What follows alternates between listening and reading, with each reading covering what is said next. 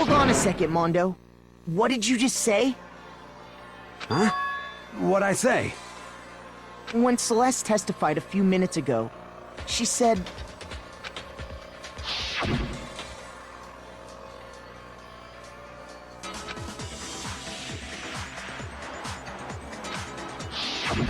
She never said anything about the jacket's color. So why did you say Chihiro's blue tracksuit? What are you... You just... Hey, Celeste. What color was Chihiro's tracksuit? As a matter of fact, it was blue. Oh, Mondo. And before we began the trial, did you tell anyone that? The only one I told about any of this was you.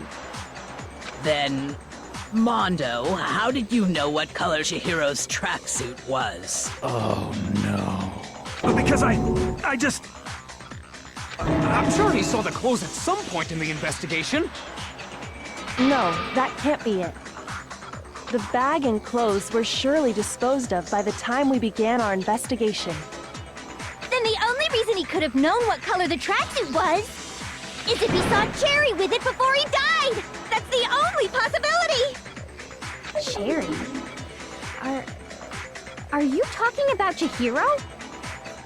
So, how about it? Did you see the tracksuit or didn't you? Just by chance. I just happened to see it last night. He walked past me, and he was carrying the tracksuit in his hands. No, that can't be it either. According to Celeste's testimony...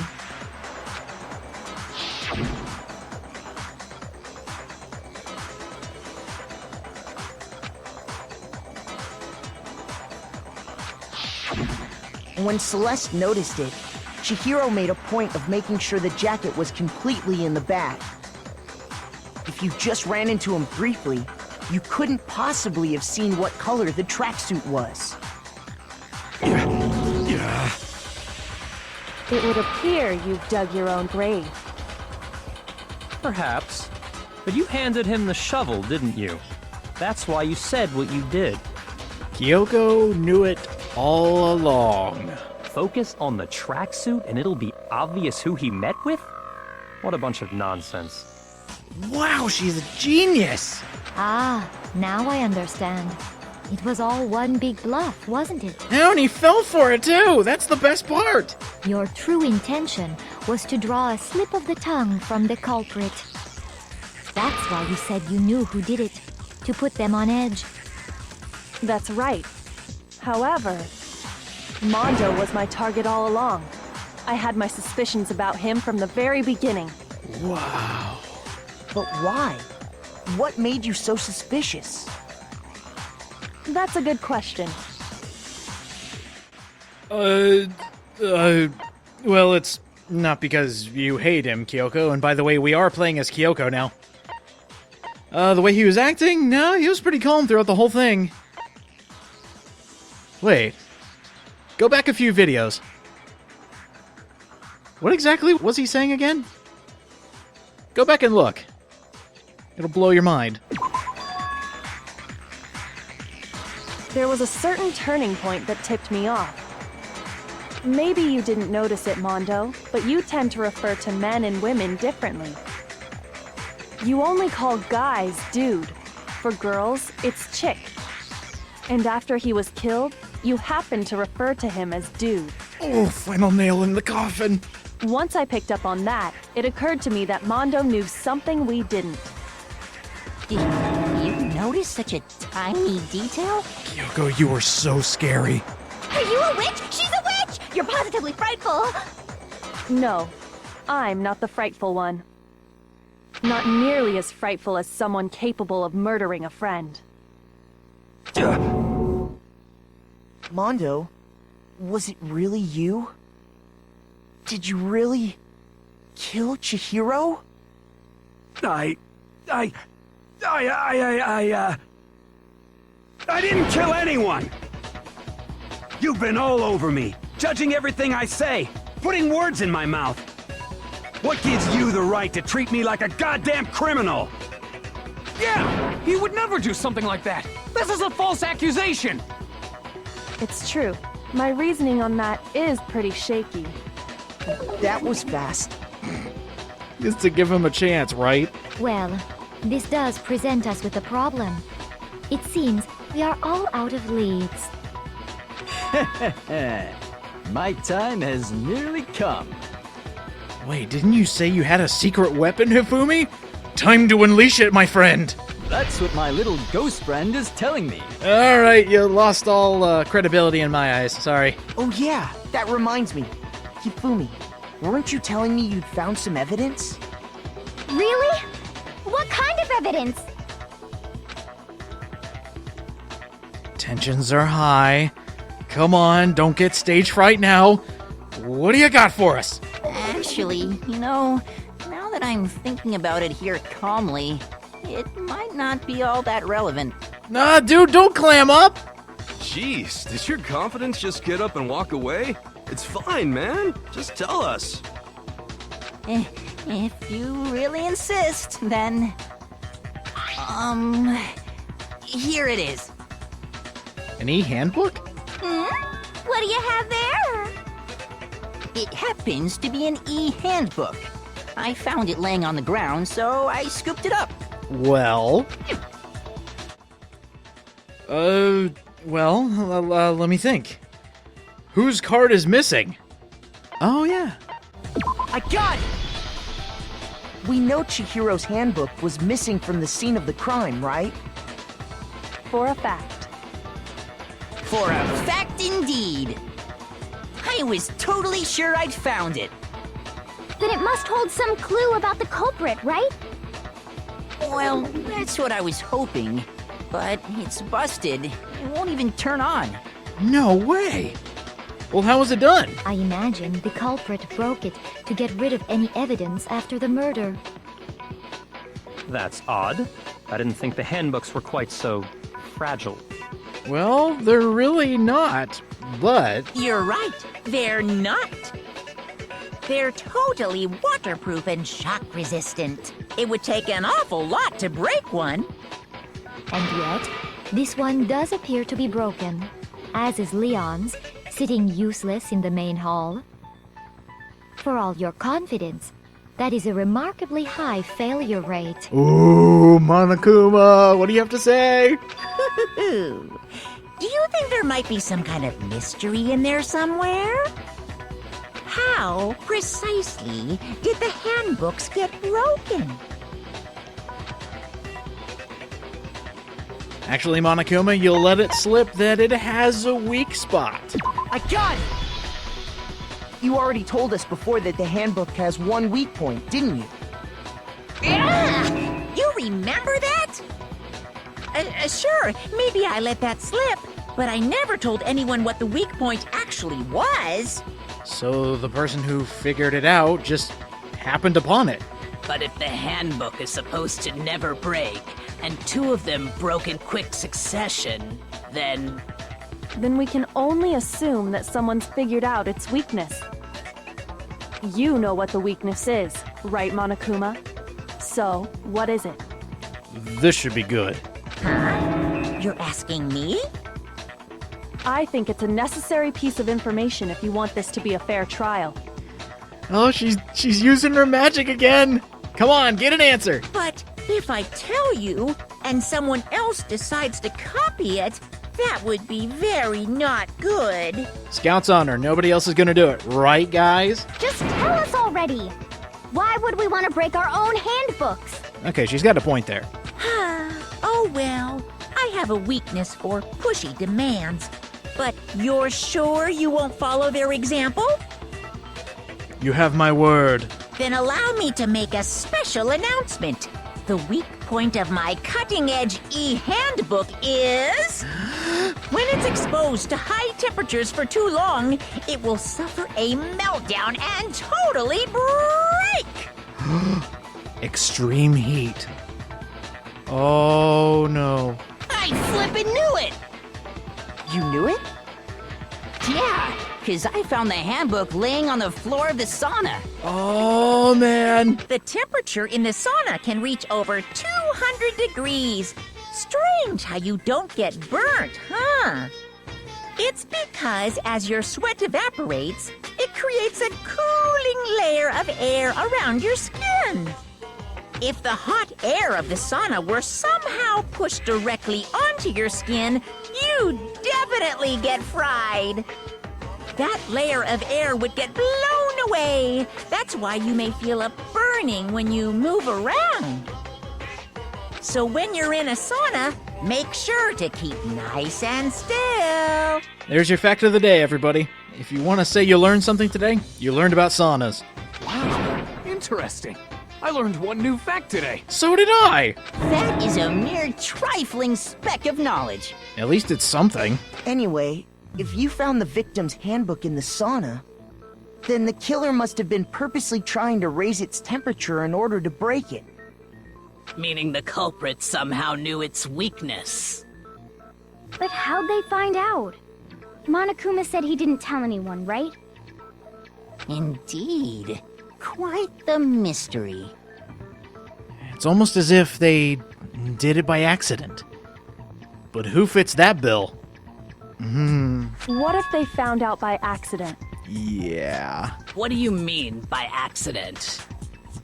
What if the killer took their own handbook into the sauna, not knowing its weakness, and it broke? They'd realize it was broken, of course, and it wouldn't be hard to figure out why. And once they had Chihiro's handbook, they knew they had an easy way to dispose of it. I won't say it's not possible, but who would have done something like that?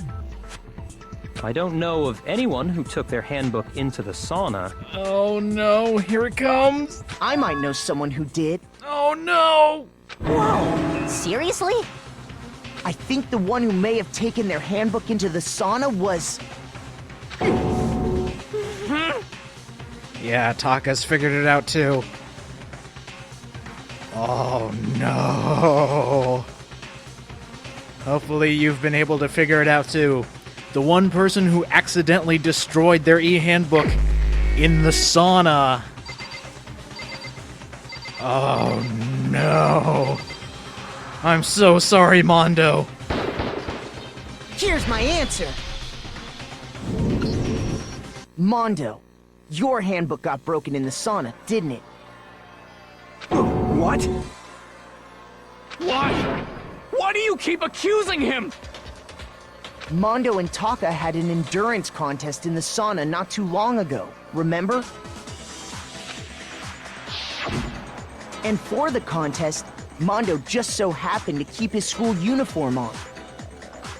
But little did he realize, he'd also left his handbook in one of his uniform pockets.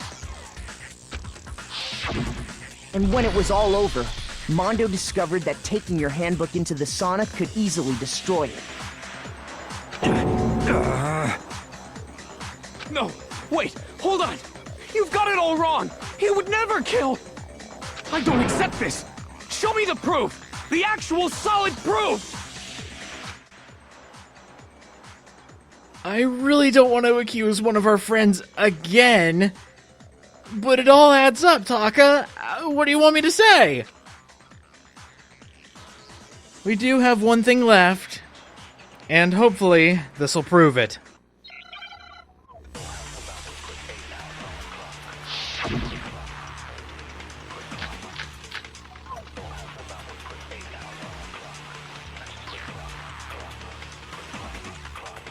Let's test Makoto's assertion. If what he says is correct, then Mondo, you broke your own handbook. In other words, if Mondo's handbook is actually broken, then that proves that what Makoto said is right. Well, my goddamn handbook works just fine! See? Look! Makoto was wrong after all! Mondo wouldn't hurt a fly!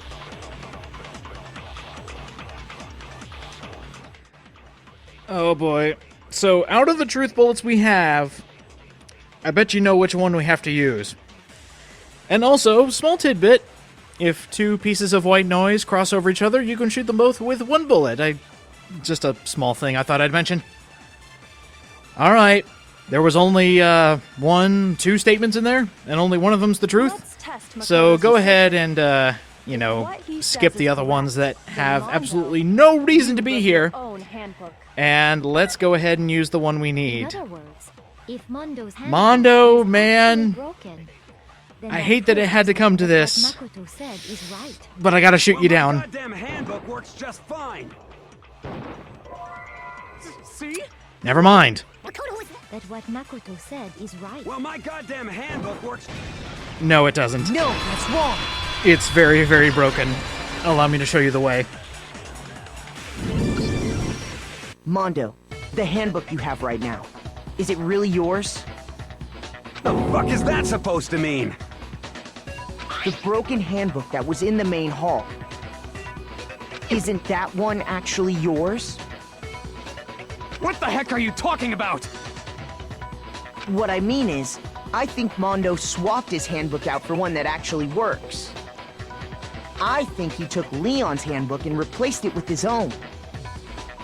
After all, Monokuma said himself that Leon's handbook never should have broken. That's right! The punishment it suffered wasn't nearly enough to destroy it. So then, the broken handbook in the main hall is actually Mondo's. Which would mean that the handbook Mondo has right now is actually Leon's, yes? The quickest way to prove it. Mondo. But doesn't that violate the school regulation that says loaning out your handbook is prohibited? Well, it's not like Leon could say no. Well, here's how I look at it. There is a rule about loaning your handbook to another student, but if they're dead, they're not a student. It's kind of a gray area, I admit. But no worries. If anything, it just makes things more interesting. As such, I decree that exchanging handbooks with a corpse is not a violation of the rules. Well, Mondo, if I'm wrong about this, you're welcome to say so. Again, there's a really easy way to figure this out. I'm happy to admit I made a mistake, but Son of a bitch. What's wrong, bro?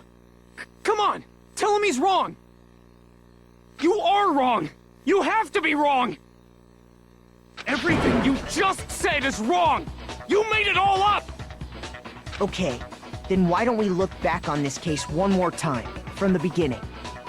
That way, everything will become clear, and we'll all see if I was right or wrong. All right, time for the closing argument. All right. Now, something I forgot to mention the first time, and thank you for whoever pointed it out in the comments. If you actually click on the question marks, it'll give you a hint. So if you're having trouble trying to figure out which one to use, well, you can always just look at the question marks, and it'll tell you what you need to know. All right, let's see. Let's go ahead and put this here. Makes sense that that would be first, since Celeste and Chihiro met first. The next one, let's see, if we're looking at those, it would probably be an e-handbook to get into the room. That makes sense.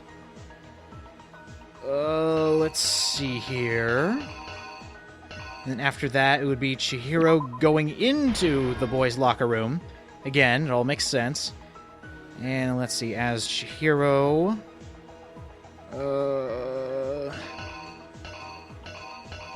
just trying to think what would make sense here. Actually, the only thing that would make sense here is, well, this.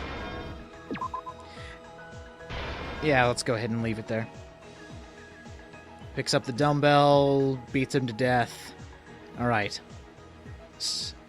Blood splattered onto something. Yes, it did. It splattered onto this. Alright, let's see. Moving right along. The deed has been done. Very, very unfortunate. Alright, the next one would be changing the crime scene. Now, if I remember right, this one is kind of confusing. Do not get these two mixed up. See, the next one, the something else that needed switched around. So here, the switching of the carpets, and also this. Right here, this is the taking down of the poster, and this is putting up. It's kind of hard to tell. At least it is for me. Let's go ahead and throw it there. Next one. The switching of everything. So, and everything ending up in the girls' locker room. Again, makes the most sense. Something from the locker room and switched it. Well, I can only think it would end up being this. Alright, let's see. We are almost done here. We just got a few more. And this is a part of the crime we haven't seen yet. Byakuya actually finding the crime scene and changing it up. So all of the original crime is done. Now it's just for Byakuya stuff. So the first thing he did was get the cord. And the next was the writing on the wall to make it look like Genocide Jill. And the next thing... let's see. I believe it would be this. Where did the killer go after they were done? Okay, it would be here. And the very last thing...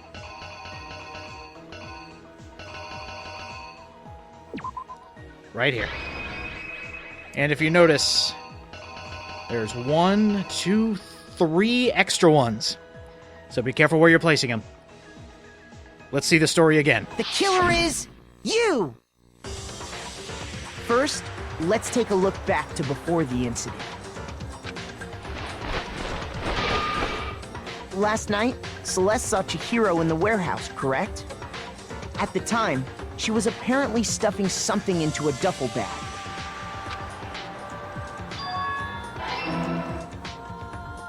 That something was a blue tracksuit. You can confirm this, right, Celeste?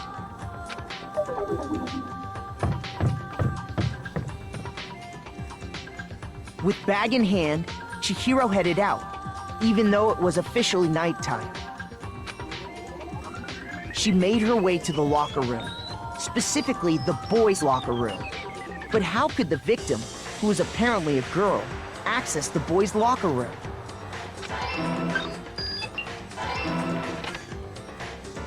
Simple, because she was really a he. Which is why he was able to use his own e-handbook to gain entrance to the boys' locker room. Once inside, he met with someone there. And the person he met was the one who killed him.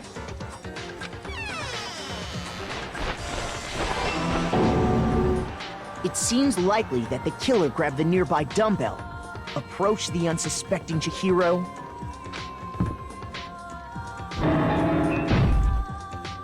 and attacked him. And that's where the bloodstains on the poster and carpeting in the boys' locker room came from.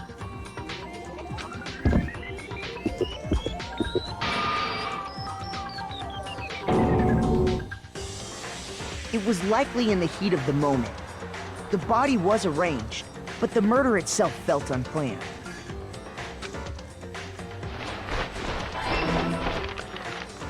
Which is why the killer hurried to try and hide the act. First, pulling up the bloodstained carpet.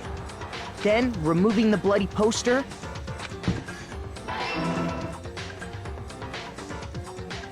And finally carrying the corpse into the girls' locker room. A girl's handbook was necessary to get into the locker room, of course. But this alone doesn't prove that the killer was necessarily a girl. After all, Sayaka and Junko's handbooks had been placed in the main hall. Using one of those, a boy could get into the girls' locker room without much problem. And that's exactly how the killer did it.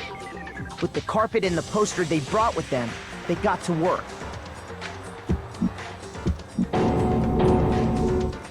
They changed the layout of the boys' and girls' locker room in what you might call a crime scene switch.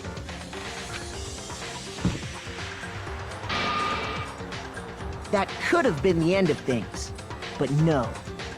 Byakuya discovered the body and decided to intervene in the situation, making things even more complicated.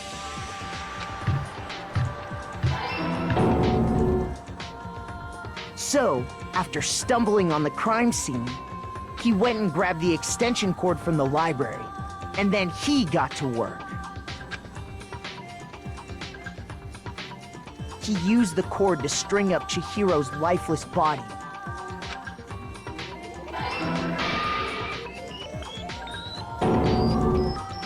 Then, using the victim's own blood, he left a grisly message there at the scene of the crime. He wanted to create the illusion that Genocide Jack was responsible for the slaughter.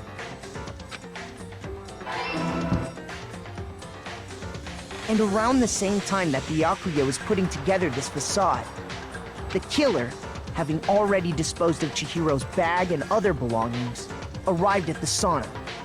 There, they planned to destroy the last piece of evidence, Chihiro's handbook.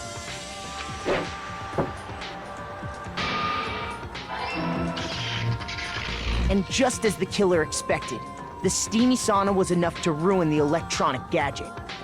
Somehow, the killer knew that the handbook couldn't stand up to the heat of the sauna. And the reason they knew that is because the sauna had already wrecked their own handbook. And that's how it all played out.